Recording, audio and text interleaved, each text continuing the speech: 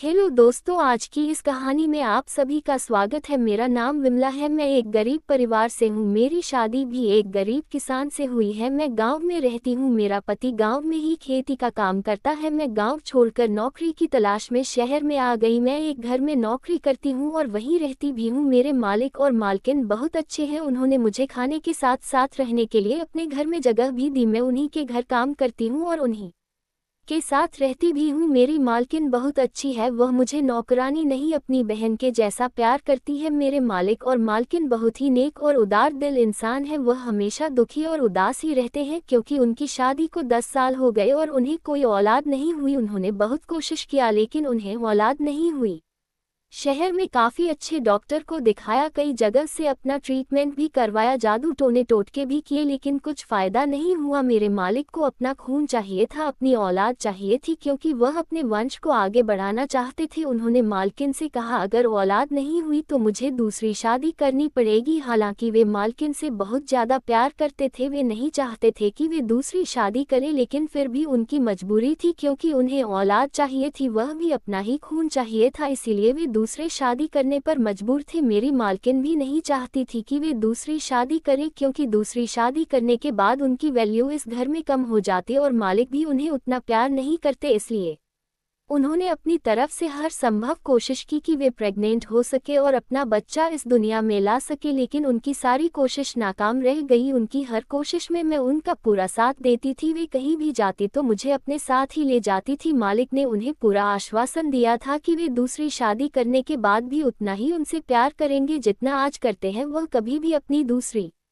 पत्नी को उतना वैल्यू कभी नहीं देंगे। उन्हें तो सिर्फ उससे बच्चा चाहिए, बाकी प्यार तो वह मालकिन से ही करेंगे। लेकिन मेरी मालकिन को लगता था कि अगर ऐसा उन्होंने किया तो बच्चा होने के बाद धीरे धीरे उनके लिए उनका प्यार मेरी मालकिन के लिए खत्म हो जाएगा और वह अपनी दूसरी पत्नी से ही प्यार करने लगेंगे। इसीलिए वह किसी भी कीमत पर मालिक की दूसरी शादी नहीं करना चाहती थी। लेकिन मालिक ने उन्हें कह दिया था कि अब वे दूसरी शादी करके ही रहेंगे। अब मालकिन बहुत ज़्यादा परेशान हो गई। वह सोचने लगी ऐसा मैं क्या करूं जिसकी वजह से वह शादी न करे। मैंने मालकिन को तसल्ली दी। अचानक उन्होंने मेरी तरफ कुछ अलग सी निगाहों से देखा तो मैं हैरान रह गई क्योंकि अभी तक उन्होंने ऐसा मेरी तरफ कभी नहीं देखा था। वह बोली क्या तुम मेरी मदद करोगी? अगर तुम मेरी मदद करो तो मैं अपने पति को दूसरी शादी करने से रोक सकती हूँ। मैंने कहा मालकिन मैं हमेशा आपके लिए तैयार हूँ। आप जब बोलो, जहाँ बोलो, मैं आपकी मदद करने के लिए पूरी तरह से तैयार हूँ। आप बोलिए तो सही मुझे क्या करना है, मैं किस तरह आपकी मदद कर सकती हूँ? वह बोली यह काम बहुत रिस्की है, सोच लो। मैंने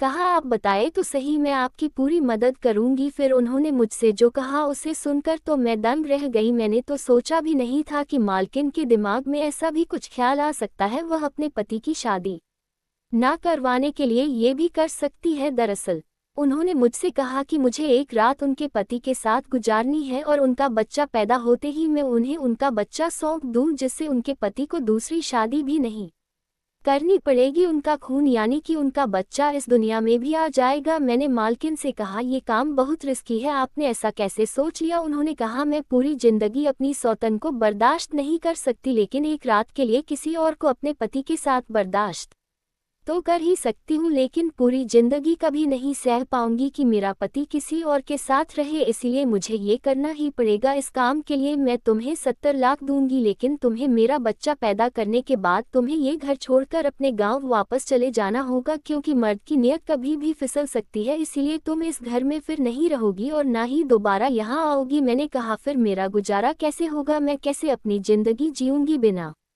नौकरी के? उन्होंने कहा मैं तुम्हें अपना नंबर दे देती हूँ और जब भी तुम्हें पैसों की ज़रूरत पड़े तो मेरे पास कॉल करके मुझे बता सकती हो, मैं तुम्हें पैसे दे दिया करूँगी। मैंने कहा ठीक है, मुझे अपने पति से परमिशन लेनी होगी, क्या मालिक इस काम के लिए मान जाएंगे? तो मालकिन ने कहा मुश्किल तो होगा लेकिन मैं उन्हें मना लूँगी, तुम अपने पति से पूछ लो। मैंने अपने पति से बात की। मेरा पति एक लालची इंसान था। जब से मैंने शहर में काम करना शुरू किया था तब से तो उसने घर पर भी काम करना बंद कर दिया था। पहले वह खेती करता था लेकिन अब उसने वह काम छोड़ दिया और सिर्फ मेरे पैसों पर अय्याशियां करने लगा। मेरे 3 बच्चे हैं, 2 लड़के और 1 लड़की। मुझे वैसे तो बच्चों की ज़रूरत नहीं थी, मुझे तो सिर्फ पैसे चाहिए थे और मेरे पति को तो किसी भी कीमत पर पैसे ही चाहिए थे। जब मेरे पति ने 70 लाख का नाम सुना तो तुरंत ही मुझे इस काम को करने के लिए हाँ कह दिया, लेकिन मालकिन ने उन्हें मना लिया। अब अगले दिन मुझे शाम को मालिक के कमरे में भेज दिया गया और मालकिन नींद की दवाएं लेकर सो गई। उनके लिए वह रात कांटों भरी थी। जैसे तैसे रात बीती। कुछ ही दिनों में मेरी तबीयत खराब हो गई और डॉक्टर ने मुझे गुड न्यूज दी कि मैं प्रेग्नेंट हूँ। मेरे मालिक और मालकिन का तो खुशी का ठिकाना नहीं रहा। वे बहुत खुश थे कि उनका बच्चा इस दुनिया में आने वाला है। अब तो वह मेरी इस तरह से देखभाल करती जैसे मैं इस घर की मालकिन हूँ। उन्होंने अपने सारे रिश्तेदारों को ही कह दिया था कि मालकिन प्रेग्नेंट है। धीरे धीरे समय यूं ही बीतने लगा, लेकिन अब एक और बड़ी मुश्किल आ गई थी। जैसे ही रिश्तेदारों ने सुना कि मालकिन प्रेग्नेंट है, वह लोग बधाइयां देने के लिए घर पर आने लगे। वे जब भी घर पर आते तो मालकिन को आराम करना होता और मुझे घर का काम इस तरह मेरे लिए बहुत मुश्किल हो जाती। उसमें से तो कुछ को ये शक भी होने लगा था कि मालकिन प्रेग्नेंट नहीं है। ये सब देखकर मालिक और मालकिन बहुत परेशान हो गए कि अब क्या किया जाए। इस तरह से लोगों को पता चल जाएगा कि वे प्रेग्नेंट नहीं है और हमने उन्हें झूठ बोला है। मैंने उन्हें सुझाव दिया कि वे शहर से दूर अपने एक बड़े बंगले में वहां रहने लगे और वहां के बारे में लोगों को पता भी नहीं था। मालिक को मेरा ये सुझाव अच्छा लगा। उन्होंने मुझे और मालकिन को उस बंगले में भेज दिया और वहां हमारे लिए पूरी सुविधा भी कर दी। रिश्तेदारों को ये बता दिया गया कि मालकिन मायके गई है। इस तरह हम वहां आराम से रह रहे थे। वहां कोई आता भी नहीं था। लेकिन जैसे जैसे समय बीत रहा था मेरी नीयत कुछ बदलती सी जा रही थी। मुझे अब उस बच्चे से प्यार होने लगा था। मैं उन्हें वह बच्चा नहीं देना चाहती थी। मैं बहुत ही परेशान और चुप चुप सी रहने लगी। मैं दिन रात यही सोचती थी कि मुझे क्या करना चाहिए। क्या मुझे ये बच्चा उन्हें दे देना चाहिए? 70 लाख के लिए मालकिन शायद ये समझ गई थी। उन्होंने मालिक से कहा कि कहीं इनकी नीयत ना बदल जाए, तो मालिक ने कहा ऐसा नहीं होगा, मुझे उस पर पूरा भरोसा है, उसकी नीयत नहीं बदलेगी, वह हमें हमारा बच्चा जरूर देगी। लेकिन जैसे जैसे समय बीतता जा रहा था मुझे उस बच्चे के लिए प्यार बढ़ता ही जा रहा था। लेकिन मेरे 3 बच्चे थे, मुझे बच्चों की जरूरत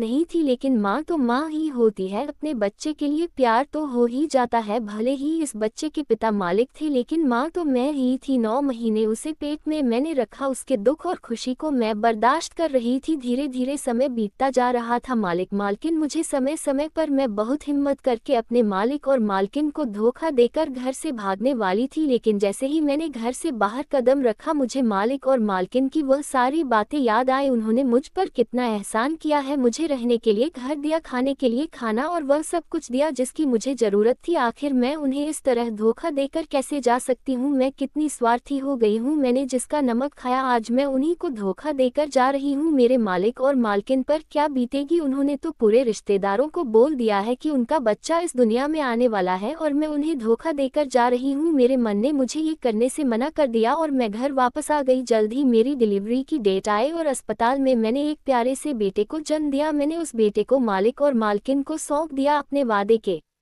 मुताबिक मालिक और मालकिन ने मुझे 70 लाख दिए और मैं अपने घर वापस आ गई। मुझे मेरे बच्चे की याद तो आती है पर मैं उससे मिलने नहीं जा सकती थी। मैं गांव में अपने पति के साथ खेती करना शुरू कर दिया है। अब मैं शहर वापस नौकरी करने के लिए नहीं गई, लेकिन मुझे अपने सबसे छोटे बेटे की याद बहुत आती है। लेकिन मुझे इस बात से कभी दुख नहीं हुआ कि मैंने अपने बेटे को मालिक और मालकिन इनको सौंप दिया, क्योंकि वह बेटा तो मालिक का ही था और मैंने अपने दिल पर पत्थर रखकर उन्हें दे दिया। वह आज भी अपनी जिंदगी में बहुत खुश है। 18 साल बीत गए। मेरा बेटा 18 साल का हो गया था, लेकिन उसे यह नहीं पता था कि उसकी असली माँ कौन है।